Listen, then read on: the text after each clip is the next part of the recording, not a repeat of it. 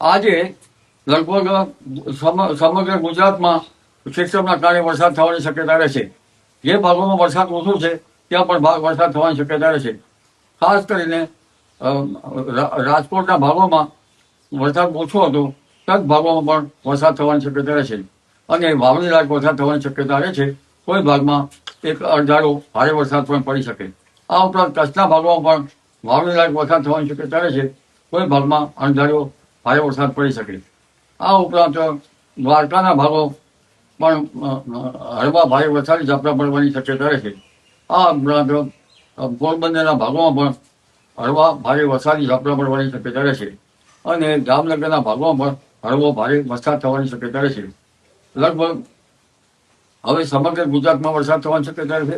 પશ્ચિમ સૌરાષ્ટ્રના ભાગોમાં લોકલ સિસ્ટમના કારણે પણ વરસાદ થવાની શક્યતા રહેશે અને દક્ષિણ ગુજરાતના ભાગોમાં પણ ભારે વરસાદ થવાની શક્યતા છે. ઉલ્લેખનીય છે કે હવે ઉત્તર ગુજરાતના ભાગોમાં ભારેથી ભારે વરસાદ થવાની શક્યતા રહેશે અને જેના લીધે ઉત્તર ગુજરાતની કેટલીક નદીઓમાં પૂર આવવાની શક્યતા રહેશે. સાબરકાંઠાના ભાગો, અરવલ્લીના ભાગમાં પણ ભારે વરસાદ, કોઈ ભાગમાંથી ભારે વરસાદ થવાની શક્યતા રહેશે. આ ઉપરાંત વડોદરાના ભાગોમાં પણ ત્યાં ભારે વરસાદ થવાની શક્યતા રહેશે.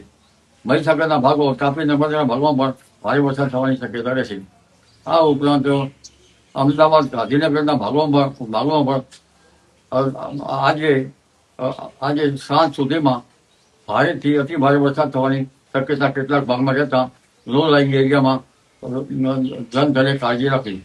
ખાસ કરીને અમદાવાદમાં પણ લો લાઇંગ એરિયા અને અન્ય વિસ્તારોમાં જનધને પાણીના ભરાવાથી કાળજી રાખવી ઈષ્ટ રહે.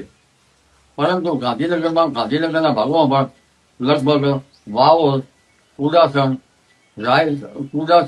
વાવોલ, સરગાસણ આ ભાગોમાં જળ ભરાવથી ખેતીના કારણે જનધને કાળજી રાખવી સારી રહે. આ ઉપરાંત કેટલાક સેક્ટરોના ભાગોમાં પણ જળ ભરાવની સ્થિતિ બની શકે. એટલે આ ભાગોમાં પણ જનધને લો લાઇંગ એરિયામાં અને આ અટક એરિયામાં કાળજી રાખવી ઈચ્છ રહે.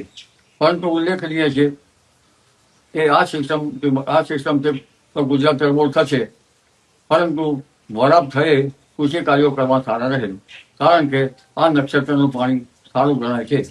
પરંતુ ઓગસ્ટમાં પણ અણધાર્યો વરસાદ થવાની શક્યતા રહે છે. 3 ઓગસ્ટે આશ્લેષા નક્ષત્રમાં સૂર્ય આવતા આ નક્ષત્રમાં મોટા ફોરાનો વરસાદ થતો હોય છે અને તેનું પાણી જોરાવર હોય છે. તારીખ 9 ઓગસ્ટે 9 ઓગસ્ટ બાદ પણ વરસાદ થવાની શક્યતા રહેશે. જો 3 ઓગસ્ટની આસપાસ અને ત્યારબાદ જો ભારે વરસાદી ઝાપટા પડે તો પછી પુનઃ ભારે વરસાદી ઝાપટા પડતા હોય છે અને